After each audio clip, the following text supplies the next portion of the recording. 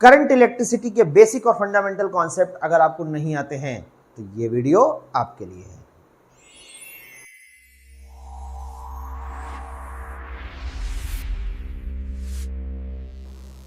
Hello बच्चों, welcome back to all of you in my physics learning channel physics spectra.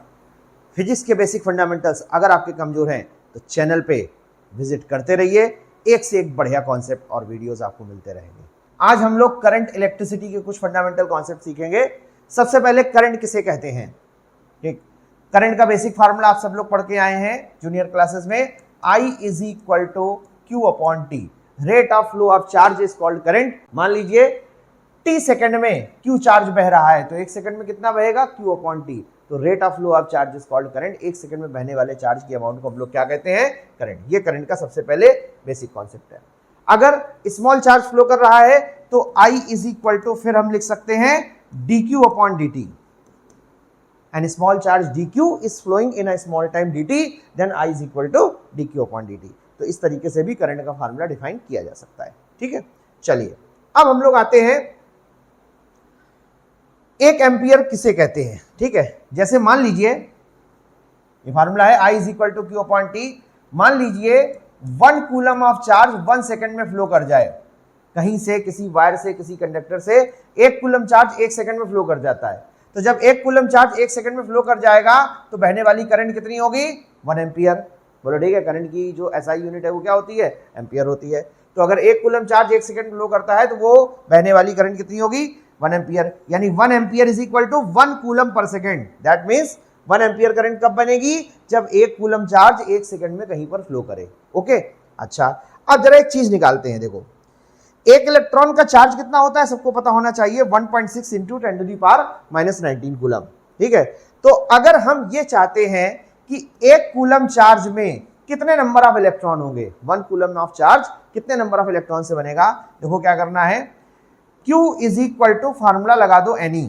ठीक है, तो N is equal to Q by E, जहां Q की वैल्यू हम रखेंगे 1 कूलम और E की वैल्यू रखेंगे 1.6 into 10 to the power -19 coulomb. एक इलेक्ट्रॉन का चार्ज यहां पे रख दिया तो इससे यह पता चलेगा कि 1 कूलम चार्ज कितने इलेक्ट्रॉनों से बन रहा है। ठीक, समझ आया। देखो जरा गौर से, अगर हम यहां पे 1 अपॉन इस टर्म को सॉल्व करें, ये टर्म, तो ये वैल्यू कितनी आती है, 6.25 into 10 to the power 18 electrons. मतलब 1 कूलम चार्ज कितने इलेक्ट्रॉनों से बन रहा है, 6.25 into 10 to the power 18 electron. इसका मतलब समझे क्या हुआ। मान लो थोड़ी देर के लिए कि ये तार है, ध्यान से देखो, और इस तार से 1 एम्पियर करंट बह रही है। कितनी बह रही है, 1 एम्पियर। तो 1 एम्पियर करंट बहने का मतलब क्या है कि 1 कूलम चार्ज 1 सेकंड में बह रहा है।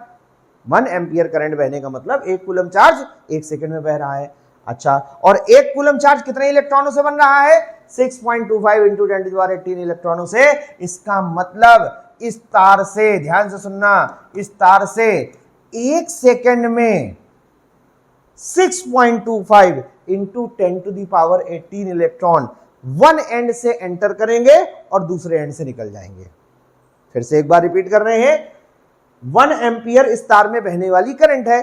तो इसका मतलब है कि 1 कूलम चार्ज 1 सेकंड में बह रहा है और 1 कूलम चार्ज कितने इलेक्ट्रॉनों से बना, 6.25 इंटू 10 टू दी पावर 18 इलेक्ट्रॉनों से।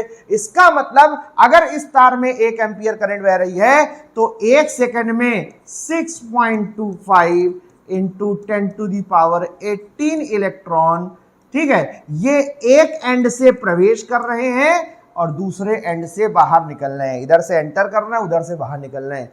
जब इतने इलेक्ट्रॉन, 1-2 इलेक्ट्रॉन नहीं, 6.25 into 10 to the power 18 electron 1 end से एंटर करेंगे और दूसरे एंड से निकल जाएंगे, तब ये कहा जाएगा कि उस तार में 1 एम्पियर की करंट बह रही है। समझ में आया कि नहीं आया। वीडियो को आप रिपीट करके दोबारा देख सकते हैं। ये करंट का एक बेसिक कॉन्सेप्ट था, 1 एम्पियर करंट कैसे बनती है, ये सब हमने आपको बताया। अब करंट से रिलेटेड एक और बेहतरीन कॉन्सेप्ट जिसको कहते हैं ड्रिफ्ट वेलोसिटी। एक तार है, इस तार में जब करंट बहेगी,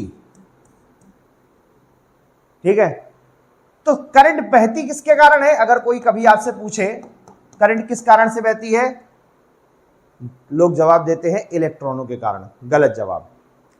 करंट इलेक्ट्रॉनों के कारण नहीं बहती है, करंट बहती है फ्री इलेक्ट्रॉन्स के कारण। इलेक्ट्रॉन तो इंसुलेटर में भी होते हैं, मान लो जी ये इंसुलेटर है, इसमें भी इलेक्ट्रॉन है, तो क्या हम इसमें करंट पास करें, बहेगी? नहीं बहेगी। इलेक्ट्रॉन तो है मगर इसमें फ्री इलेक्ट्रॉन्स नहीं है, तो करंट बहती है किसके कारण? फ्री इलेक्ट्रॉन के कारण। फ्री इलेक्ट्रॉन कौन से इलेक्ट्रॉन होते हैं? फ्री इलेक्ट्रॉन वो होते हैं जो किसी भी एटम में, मान लीजिए न्यूक्लियस है, ये कोई एटम, इसकी ऑर्बिटल्स हैं, जो सबसे आउटर मोस्ट ऑर्बिट का इलेक्ट्रॉन होता है उस पर न्यूक्लियस का बाइंडिंग फोर्स बहुत कम होता है, तो उसको थोड़ी सी भी अगर एनर्जी दे दी जाए तो ये इलेक्ट्रॉन अपनी ऑर्बिट छोड़ करके फ्री हो जाता है और वो एटम पॉजिटिव आयन बन जाता है। जिस एटम से इलेक्ट्रॉन अलग हो जाता है वो क्या बन जाता है? पॉजिटिव आयन बन जाता है। तो ये जो इलेक्ट्रॉन होते हैं ये उस मटेरियल, उस कंडक्टर के भीतर, अगर वो मटेरियल कंडक्टर है तो उसके भीतर रैंडमली मोशन करते हैं। जब हम सेल, रैंडमली मोशन का मतलब ये है कि जैसे मान लीजिए ये कंडक्टर है, अगर कोई सेल या बैटरी नहीं जुड़ी है तो ये जितने भी फ्री इलेक्ट्रॉन होंगे वो उस कंडक्टर के भीतर क्या करते हैं? रैंडम मोशन करते हैं। जब रैंडम मोशन करते हैं तो उनसे कोई करंट नहीं बहती, क्योंकि एक इधर जा रहा होगा तो एक इधर जा रहा होगा, एक नीचे जा रहा होगा तो एक ऊपर जा रहा होगा, एक ऐसे जा रहा होगा तो एक ऐसे जा रहा होगा, सबकी करंट मिल करके क्या हो जाती है? कैंसिल। लेकिन जब हम उस तार को किसी सेल या बैटरी के थ्रू जोड़ देते हैं तो सारे के सारे फ्री इलेक्ट्रॉन्स अब वो एक ही डायरेक्शन में मोशन करने लगते हैं। पहले जो वो रैंडम मोशन कर रहे थे ना, अब वो मोशन क्या होती है? एक ही डायरेक्शन में होने लगती है। तो जब एक ही डायरेक्शन में होने लगती तो करंट बनती है। समझ में आया? ठीक, ओके। मान लीजिए ये तार है, इस तार में फ्री इलेक्ट्रॉन है। अगर हम इस तार को सेल या बैटरी से जोड़ें, ठीक है, क्या होगा? सोचना है जरा। तो सेल या बैटरी का काम होता है, जैसे ये एंड इसका पॉजिटिव है और ये एंड इसका क्या है? नेगेटिव। तो सेल या बैटरी इस तार के अंदर प्लस से माइनस की तरफ एक इलेक्ट्रिक फील्ड जनरेट करेगी। बोलो ठीक है? ओके। इस इलेक्ट्रिक फील्ड में क्या होगा? इस इलेक्ट्रिक फील्ड में जितने भी इलेक्ट्रॉन होंगे उनमें इलेक्ट्रिक फील्ड के नेगेटिव चार्ज पर इलेक्ट्रिक फील्ड के अपोजिट फोर्स लगता है। तो सारे इलेक्ट्रॉनों पर इलेक्ट्रिक फील्ड के अपोजिट एक फोर्स लगेगा। F इज इक्वल टू होता है QE। ठीक है, किसी भी चार्ज पे जो इलेक्ट्रिक फील्ड में फोर्स लगता है वो F is equal to QE होता है। तो इस F is equal to QE force के कारण ये इलेक्ट्रॉन चलना शुरू करेंगे। ठीक, अब देखो समझना बात ध्यान से। अगर फोर्स है कहीं पर तो उसमें एक्सेलरेशन होगा A is equal to F upon M। देखो मास हर चीज में होता है, बोलो ठीक है, मास हर चीज में होता है। अगर किसी चीज में फोर्स लगा है और मास है तो उसमें क्या प्रोड्यूस होगा? एक्सेलरेशन प्रोड्यूस होगा। अब एक्सेलरेशन का मतलब होता है वेलोसिटी इंक्रीज होगी।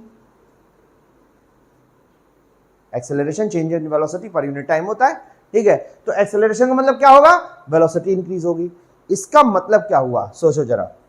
ये इलेक्ट्रॉन यहां पे चलना शुरू करेंगे, सेल लगातार जुड़ी हुई है, इलेक्ट्रॉनों पे फोर्स लग रहा है, फोर्स से क्या प्रोड्यूस होगा? एक्सेलरेशन। एक्सेलरेशन का काम क्या है? वेलोसिटी को बढ़ाना। तो यानी कि हमने जैसे ही स्विच ऑन किया, मान लो यहां पर एक स्विच लगा हुआ है और हमने इस स्विच को ऑन किया, जैसे ही हम स्विच ऑन करेंगे इलेक्ट्रॉन चलना शुरू, उनमें एक्सेलरेशन आया, उनकी वेलोसिटी बढ़ेगी। जैसे जैसे इलेक्ट्रॉनों की वेलोसिटी बढ़ती जाएगी, ध्यान से सुनो, जैसे जैसे इलेक्ट्रॉनों की वेलोसिटी बढ़ती जाएगी, वैसे वैसे rate of flow of charge बढ़ता जाएगा। और जब rate of flow of charge बढ़ता जाएगा, I is equal to Q upon T के हिसाब से rate of flow of charge बढ़ेगा तो करंट बढ़ेगी। इसका मतलब जैसे ही हमने स्विच ऑन किया इसमें करंट बढ़ती जाएगी और बहुत तेज इलेक्ट्रॉन चलने लगेंगे और एक कंडीशन ऐसी आएगी कि करंट इतनी हाई हो जाएगी कि जो भी वो सर्किट है वो ब्लास्ट हो जाएगा। हर चीज की एक झेलने की क्षमता होती है। मान लीजिए पंखा चल रहा है, बल्ब जल रहा है, अगर हम एक सर्टेन लिमिट से ज्यादा करंट पास करेंगे तो वो ब्लास्ट, खत्म, फ्यूज हो जाएगा, पंखा जल जाएगा। ठीक है, बल्ब है तो फ्यूज हो जाएगा। तो कुल मिलाकर के यहां पर भी कुछ ऐसा ही होगा। तो आप एक पंखा चला रहे हो, ठीक है, एक पंखा है, उसको आपने अपना सेल बैटरी किसी चीज से जोड़ा। ठीक, क्या हुआ? आपने स्विच ऑन किया, करंट बहना शुरू, धीरे धीरे इलेक्ट्रॉन की स्पीड बढ़ती जा रही, पंखा तेज होता जा रहा है। एक कंडीशन ऐसी आएगी, फाड़ से आवाज आएगी, पंखे के पर अलग हो जाएंगे, अंदर कॉइल जल जाएगी, सब कुछ स्वाहा। क्या ऐसा होता है कि कोई भी इलेक्ट्रॉनिक डिवाइस ऑन करने के बाद कुछ ही सेकंडों में जल जाए? ऐसा तो नहीं होता, हाई वोल्टेज ना आए तो ऐसा तो नहीं होता, ठीक है। तो आखिर क्या है, इसका मतलब यह है कि इलेक्ट्रॉनों की स्पीड लगातार नहीं बढ़ती है। भले ही यहां पर फोर्स है, भले ही यहां पे क्या है, एक्सीलरेशन है, फोर्स के कारण एक्सीलरेशन तो है, मगर इलेक्ट्रॉनों की स्पीड लगातार नहीं बढ़ती है, ठीक है। तो कौन उसको रोकता है, बस यहीं से जन्म होता है कॉन्सेप्ट का, जिसका नाम है ड्रिफ्ट वेलोसिटी। समझ आया कि नहीं आया? अब देखो क्या होता है, एक्चुअल क्या होता है, ठीक है। देखिए पहले हम एक एग्जांपल लेते हैं। मान लीजिए ये सड़क है और इस सड़क पे स्पीड ब्रेकर्स बने हैं। आप गाड़ी चला रहे हो, हर 100 मीटर पे एक स्पीड ब्रेकर बना दिया जाए, क्या होगा सोचो जरा। आप गाड़ी की स्पीड बढ़ाओगे, फिर से एक स्पीड ब्रेकर आ जाएगा, गाड़ी रोकनी पड़ेगी या धीमी करनी पड़ेगी। फिर आपने गाड़ी की स्पीड बढ़ाई, फिर स्पीड ब्रेकर आ गया, गाड़ी धीमी हो गई। फिर आपने गाड़ी बढ़ाई, फिर स्पीड ब्रेकर आ गया। अगर हर 100 मीटर पे एक स्पीड ब्रेकर बना दिया जाए तो आपकी गाड़ी उस सड़क पे कभी 35-40 किलोमीटर पर आवर की स्पीड से ज्यादा बढ़ ही नहीं पाएगी उसकी स्पीड। बोलो सही है कि नहीं है? ठीक, क्योंकि हर बार स्पीड ब्रेकर आने पे आपको गाड़ी धीमी करनी पड़ेगी। तो इलेक्ट्रॉन के लिए भी उसकी वेलोसिटी लगातार नहीं बढ़ती, कोई है जो इलेक्ट्रॉन को रोकता है। अब वो कौन है, जरा उसके बारे में बात करने जा रहे हैं। ध्यान से समझिएगा कॉन्सेप्ट। हमने बताया इलेक्ट्रॉन ये जो फ्री इलेक्ट्रॉन जिनके कारण करंट बह रही है, ये जिन एटम से अलग होते हैं वो एटम्स बन जाते हैं पॉजिटिव आयंस। वो एटम्स क्या बन जाते हैं? Positive ion. अब पॉजिटिव आयन है तो उसी मेटल के भीतर, कोई हमने निकाल के अलग तो कर नहीं दिए, ठीक है। तो होता क्या है कि जो इलेक्ट्रॉन है, मान लीजिए ये इलेक्ट्रॉन है, ये चलते समय इन पॉजिटिव आयन से बार बार कोलिजन करता है, फिर बढ़ेगा, फिर कोलिजन। तो इसी कोलिजन की वजह से इलेक्ट्रॉनों की स्पीड लगातार नहीं बढ़ पाती। बढ़ती तो है लेकिन फिर कोलिजन हो जाता है, बढ़ती तो है फिर कोलिजन हो जाता है, फिर बढ़ती है फिर कोलिजन हो जाता है। तो इलेक्ट्रॉन की स्पीड एक सर्टेन लिमिट से ज्यादा कभी नहीं बढ़ पाती और उस वेलोसिटी को ही नाम दिया गया है क्या? Drift velocity. ड्रिफ्ट वेलोसिटी समझ में आया कि नहीं आया? ठीक है, बहुत बढ़िया सा है, रिपीट करके देखिएगा। अगर नहीं समझ में आया तो इतने वीडियो को रिपीट करके देखिए, 100% समझ में आएगा, ठीक है। When we connect a metallic wire with the battery, the voltage of battery does not continuously accelerate the electron. Battery का वोल्टेज इलेक्ट्रॉन को लगातार एक्सेलरेट नहीं करता, मतलब लगातार उनकी स्पीड को नहीं बढ़ाता। Besides this, it can only give a small velocity to the electrons opposite to the direction of electric field. वो इलेक्ट्रिक फील्ड के अपोजिट इन इलेक्ट्रॉनों को एक स्मॉल वेलोसिटी दे पाता है, ठीक है। और उसी स्मॉल एवरेज वेलोसिटी को हम लोग क्या कहते हैं? Drift velocity. इसको किससे डिनोट करते हैं? VD, ये इसका सिंबल है। और इसकी वैल्यू लगभग कितनी होती है? बहुत स्मॉल वेलोसिटी होती, ज्यादा नहीं होती है, 10⁻⁻⁴ मीटर पर सेकेंड। मात्र इतनी वेलोसिटी से इलेक्ट्रॉन किसी तार में चलते हैं जब करंट बहती है। मात्र कितनी वेलोसिटी? नियरली 10⁻⁻⁴ मीटर पर सेकेंड। 1 मीटर भी पूरा नहीं है, ठीक है। 1 मीटर क्या, 1 सेंटीमीटर भी नहीं है, ये उससे भी छोटा। तो कुल मिलाकर के ड्रिफ्ट वेलोसिटी का कॉन्सेप्ट आपको समझ में आया। सिंपल सी बात यह है कि इलेक्ट्रॉनों की स्पीड लगातार नहीं बढ़ती, बीच बीच में जो आयंस है उस मेटल में, ठीक है, उस कंडक्टर में, वो उसकी स्पीड को ब्रेक कर देते हैं, फिर चलते हैं, फिर ब्रेक कर देते हैं। तो लगातार उसकी वेलोसिटी इंक्रीज नहीं हो पाती और उसी वेलोसिटी को हम लोग क्या कहते हैं? ड्रिफ्ट वेलोसिटी, ठीक है। चलिए, ये ड्रिफ्ट वेलोसिटी का कॉन्सेप्ट हो गया।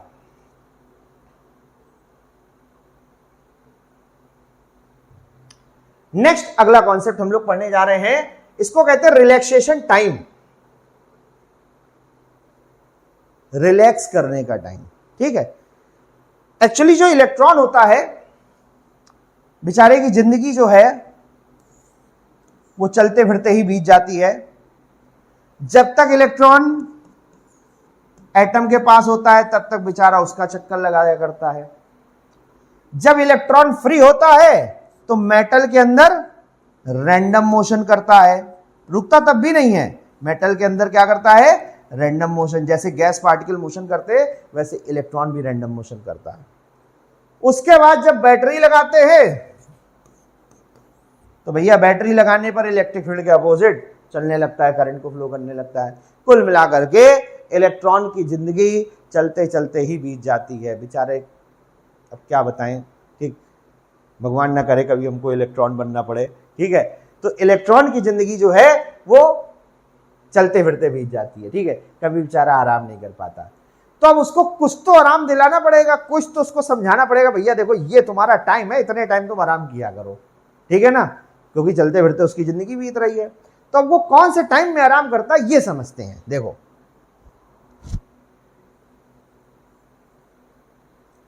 जिस समय इलेक्ट्रॉन चलता है तो हमने बताया कि बीच बीच में उसी मटेरियल के जो पॉजिटिव आयंस होते हैं उससे उसका कोलिजन होता है, फिर चलेगा फिर कोलिजन होगा, फिर चलेगा फिर कोलिजन होगा। बोलो, तो दो कॉन्जिक्यूटिव आयंस के कोलिजन के बीच में जो टाइम मिलता है उसको कहते हैं रिलैक्सेशन टाइम। समझ में आया? ठीक, एक कोलिजन, उसके बाद फिर वो चला, रास्ते में दूसरा कोलिजन दूसरे आयन से, दो कॉन्जिक्यूटिव आयन से जब इलेक्ट्रॉन का कोलिजन होता है तो जैसे मान लो इसका टाइम निकालेंगे फिर इसका टाइम निकालेंगे, थोड़ा बहुत कम ज्यादा आ सकता है, हो सकता है इसका टाइम थोड़ा कम हो, एक टाउ 1 आ गया, ठीक है, एक टाउ 2 आ गया, तो ये डिफरेंट टाइम आ सकते हैं। तो जो एवरेज टाइम इंटरवल होता है इलेक्ट्रॉन का दो कॉन्जिक्यूटिव आयन से कोलिजन के बीच का, इस टाइम को हम लोग कहते हैं रिलैक्सेशन टाइम। यानी कुल मिला के इलेक्ट्रॉन की पहले आयन से टक्कर हुई, उसके बाद फिर उसकी अगले आयन से टक्कर हुई, तो इन टक्करों के बीच में उसको रिलैक्स मिलता है। जैसे किसी को झापड़ दो, बहुत बढ़िया सा एग्जांपल, ठीक है, एक झापड़ पड़ा, उसके बाद हाथ पीछे गया और फिर आया दूसरा झापड़ पड़ा, तो एक झापड़ के बीच में जब अगला झापड़ पड़ा तो बीच का जो टाइम इंटरवल में है उसमें उसको रिलैक्स मिलेगा। तो समझ में आया कि नहीं आया? ठीक है, पहले झापड़ पड़ने के बाद हाथ पीछे गया और फिर जब दूसरा झापड़ पड़ा तो दो झापड़ के बीच में जो टाइम इंटरवल है उसमें उसको रिलैक्स मिलेगा। बेचारा इलेक्ट्रॉन भी ऐसे ही रिलैक्स करता है। एक कोलिजन हुआ, उसके बाद आगे बढ़ा, ठीक है, फिर जब अगला कोलिजन होगा इसके बीच में इलेक्ट्रॉन को रिलैक्स मिलता है। इस टाइम को हम लोग क्या बोलते हैं? Relaxation time. ठीक, पढ़िए, देखिए क्या लिखा हुआ है। When the electron moves in a metallic wire, the average time interval between two successive collisions of an electron with positive ions is called relaxation time. For most conductors, it is of order of 10 to the power minus 14 second. सोचो जरा कितना कम time relax मिलता है उसको। 10 to the power, एक second भी पूरा नहीं है, 10 to the power minus 14 second. समझ गए? यानी इतना एक आयन से कोलिजन के बाद जो अगला कोलिजन होता है उसके बीच में इतना टाइम इंटरवल होता है। इस टाइम को हम लोग कहते हैं रिलैक्सेशन टाइम। ठीक है, तो ये रिलैक्सेशन टाइम का कॉन्सेप्ट था। नेक्स्ट हम लोग पढ़ने जा रहे हैं मोबिलिटी ऑफ इलेक्ट्रॉन्स। ठीक है, मोबिलिटी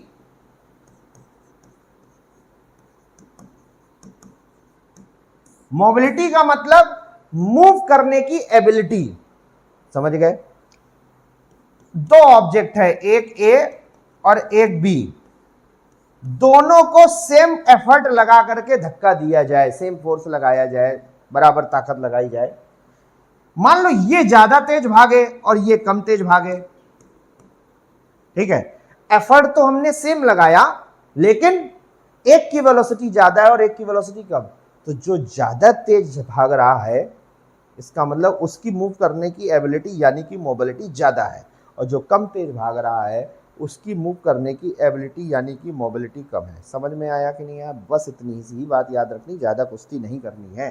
ठीक है, देखो ध्यान से, drift velocity per unit electric field is called mobility. Mu से नोट करते हैं, drift velocity per unit electric field is called mobility. कहने का मतलब यह है कि सपोज करो हमने किसी यूनिट इलेक्ट्रिक फील्ड को हमें 1 लेना है, 1 वोल्ट पर मीटर।